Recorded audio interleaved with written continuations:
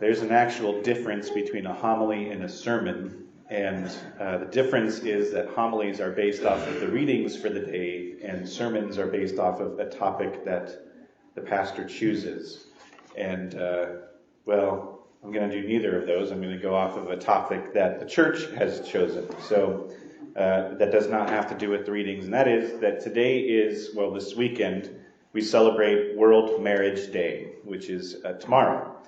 And I want to spend a little bit of time from that perspective talking about marriage. And you may think, well, you're not married. What do you have to say about marriage? And the fact is nothing experientially except for what I've observed. But I can talk about a subject that I actually teach my students, and that is the differences between men and women. And that's the first thing that we can say is that men and women are different, and that's key to marriage. That's what makes marriage work. It doesn't make one gender superior to the other. Whenever I teach about marriage and relationships in my classes, whether it is my 7th and 8th graders, or when I taught in Lincoln, I taught this to juniors in high school, whether I'm doing it for marriage prep or for somebody who's joining the church, I always use this analogy, and I say that men are like waffles and women are like spaghetti. And that is from a book that was written of the same title. Men are waffles and women are like spaghetti. And I'm pretty sure that I've talked about this book before. But to me, it's the best general explanation of why men are the way that we are and why women are the way that they are. And yes, of course, it's a generalization. Every single person is different. Every single person has different strengths and weaknesses. And so it doesn't apply to every single case. But in my experience, it's more right than not. So what does the book mean by men are waffles and women are spaghetti? Well, let's talk about waffles first. Generally speaking, I made waffles for the first time in my life, like a week ago, by the way. That's not a breakfast. That's straight up cake. Like, the batter tastes just like cake batter. Anyways, I got a waffle iron for Christmas. It's kind of a joke. But anyways, so yes, it's a generalization, but what it means that men are like waffles is that we tend to be able to do one thing, and that's about it. And that one thing has no effect on any other part of our lives, generally speaking. And we see things sort of as fitting into one category or another. I was trying to explain this, I was trying to explain to someone what it was like as a priest to hear someone's confession.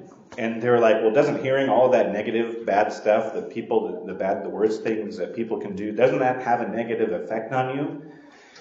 And the thought had never actually crossed my mind, because I leave everything that I hear in the confessional, and it doesn't actually have an impact on me at all. And the reason why is because I'm a waffle. I compartmentalize. Because of this, men typically, we are more easily able to separate the physical side of something from the emotional side of something, the spiritual side from the intellectual. And that makes men generally more task-oriented and usually pretty bad, just generally speaking, at multitasking. Here's a story that my mom and dad sometimes tell to illustrate the waffleness of the male brain. And when my parents were first married, I think I've told this story before, but it's worth repeating because it's pretty ridiculous. But when my parents were first married, my mom was getting ready to work, and she asked my dad to move her. She worked at the hospital as a nurse. And she asked my dad to move her nurse scrubs into the dryer from the washing machine. And they went on to do something or eat dinner, whatever it was. And Mom went back to the laundry room to get her clothes for work. And she came back from the laundry room, and she was completely incredulous. She couldn't understand. She told my dad, "Terry, I told you to put these in the dryer. Why are they still wet?" And Dad couldn't believe that she was angry at him because he says, I did put them in the dryer. You never told me to turn it on. And I see a lot of eye rolling. Complete recognition of that sort of situation from many of the ladies here. But us men are generally good at doing the honey-do list if you are very specific with the honey-do list. It's just the way our brain works. Another example of the differences between men and women, ladies maybe you can relate to this one too. Have you ever asked your husband or maybe your son or your brother, what are you thinking about? And has his response ever been, nothing? He actually means it. Men have an ability to basically shut our brains off. When guys say that we aren't thinking of anything, we actually mean that we aren't thinking of anything. We're being honest. And I told this to my mother once, and this was her response. I can't even begin to comprehend what that must be like. I am always thinking of something, and it's true. Ladies, if you see a sort of a blank look on your man's face, or he's sitting there watching football, there's a good chance that there's nothing going on behind his eyeballs. He's not thinking of anything. And women are of course different. Women make more connections in their lives. That's why they're like spaghetti. So what happens in one area of their life can have an effect on the other areas of their life, sort of like a bowl of spaghetti. Every noodle touching another noodle. So the emotional has an impact on the physical or the spiritual or the intellectual. And this is why women are vastly better at multitasking than men are. I remember one time my brother was frustrated because he wanted to sit down and eat. It was Christmas or Thanksgiving dinner or something like that. And one of his daughters was climbing all over him, and she wanted to sit in his lap and everything. And he was getting frustrated. And I sort of commiserated with him, and for a split second I was a little happy I would never have kids. But my brother was like, well, I guess I'm not going to eat anything. And then my sisters and my mom were like, you can't eat with a kid on your lap? What's wrong with you? And so women are far better at doing more than one thing at one time. And I can bet that your experience bears that out as well. On the same hand, guys, have you ever been really confused about why, for example, a woman might start to cry in a situation where you never expect that? It's because they're spaghetti. The different parts of their lives are connected. So the emotions are an important part of every aspect of their life, not just the emotional part. And ladies, have you ever been confused why a guy might do something to you that is so simple-minded and stupid? I bet you have. It's because of the waffleness of our brain. That's how it is. And it's actually true about our anatomy, physically speaking. There's more connections between the right and left halves of the female brain compared to the male brain. And I try to demonstrate this with my students all the time. For example, I'll point to a color on the wall or on the smartboard somewhere in the classroom, and I'll say, I'll ask one of the boys, what color is this? And the boy will say, well, that's blue. And then I'll turn to one of the girls in the class and I'll ask, what color is this actually? And she'll tell me what the color actually is. It's light blue, or maybe it's sky blue, or navy blue, or royal blue, or robin's egg blue, or blue-green, or green blue, or aquamarine, or turquoise, or baby blue, or cobalt blue, or periwinkle, or whatever it might be. They see things just differently than boys do. When my sister sees a car, for example, she usually describes it by the color first. And, well, that's not how I see cars. This is how I see cars. First, you name the year, then the manufacturer, then the model, then the body style, then the engine, displacement, horsepower, and then finally color. That's just the way it is. Waffleness and spaghettiness is the way that it's apparent in the way that men and women generally show love. When you fall off your bike and you skin your knee up or fall out of a tree and hurt yourself, and you generally go to mom first because she would make things better. And maybe that's because my mom was a nurse, but dad showed us his love in a different way, generally by doing stuff with us. He would say to us, let's go on an adventure, and we would go down into what we called the forest, which was just a an oxbow, a forested oxbow in the Big Blue River. Or we would pile in the back of the pickup and he would drive us down random gravel roads to look at our family farms and things like that, take us into town to visit Grandma. He would do things with us, whether it was teaching us how to drive or playing football in the yard with us. Women, they generally show love by drawing the ones that they love to themselves. So you imagine your mother hugging you. And men generally show love by giving of themselves, by doing things with you. And I'm willing to bet that these inherent differences are the reason why, on one hand, men and women will never completely understand what we're thinking or doing, but also it's the reason why marriages and families are more healthy and more balanced with both influences of mom and dad, because they're so different and because they love and teach in different ways. My point to all of this is that there is a reason that God made us different. There is a reason God made us this way. Gender is significant.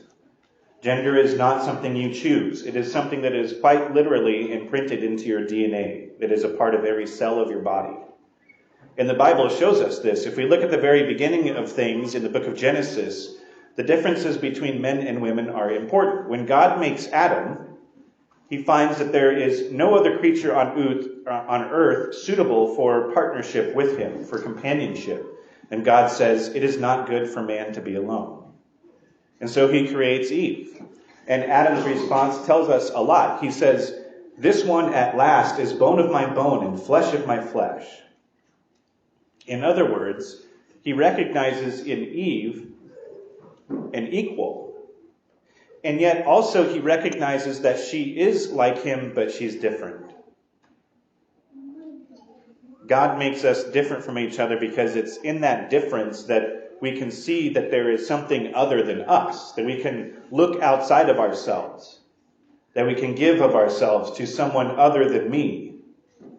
In fact, if you read this part of the Bible in the original Hebrew, which I've never done because I'm not Hebrew, but I'll take John Paul II's word on it, that before Eve is created, Adam is described as being genderless. He can't even identify himself. He's neither male nor female. He's identified as a man only after Eve is created. And that tells us something. That tells us that gender is important. Gender says something about who we are. In fact, it's in the difference between men and women that allows us to reflect the image of God. In the Trinity, there are three persons, and they're all distinct, and they're all separate, but they are all God. And it's in that difference that God reveals to us the most basic relationship of all, that is communion, the communion of the Trinity. And it's out of that relationship that new life comes about. And the same thing happens in the human family. God made his image in men and women, and he even went so far as to make us fruitful, to reflect his fruitfulness. So from the very beginning, God made marriage to reflect himself. When we don't have the correct understanding of who we are, of what our maleness or femaleness means, then a lot of bad things happen. It leads to objectification or shame.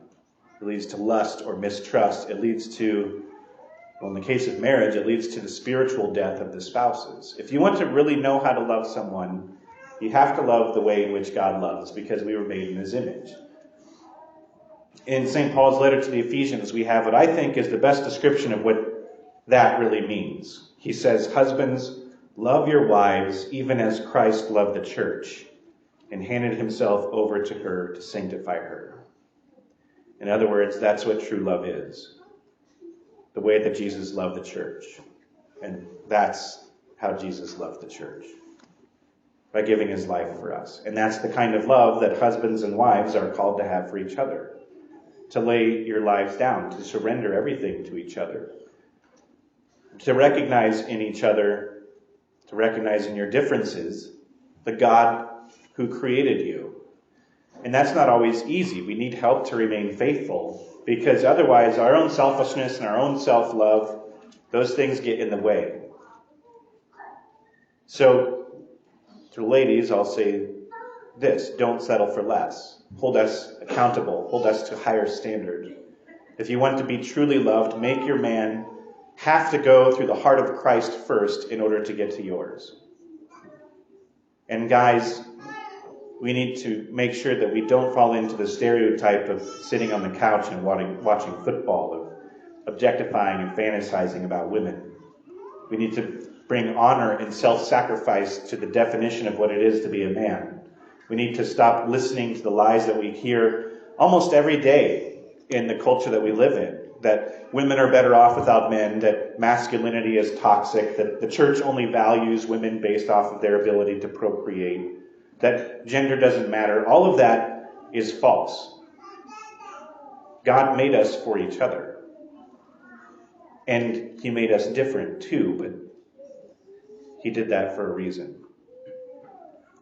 Husbands and wives, remember that your wedding wasn't just a day, a moment in time. It is a sacrament that will last until you or your spouse's death. And in each sacrament, as a result of that sacrament, you receive help from God. Your wedding was not just about two people being in love. Your wedding was the beginning of a whole life of grace that God intended to give to you. And the graces that you received on your wedding day are still effective. They are still happening to you. You receive those graces every day. The sacrament of your marriage is strengthened by communication, by acts of love. Your vows are renewed each time you give yourselves to each other. They're renewed each time you receive communion as a couple. Jesus calls us to a higher love. To love in a way that is unique to us, but also a way that is unique to him. To hand over our lives to each other as he did. From the beginning, God has called us to holiness in our masculinity and in our femininity. He called us to reflect his love in the world, and he gave us the sacrament of marriage to bring that love to all people. From the beginning, he made us to be like him.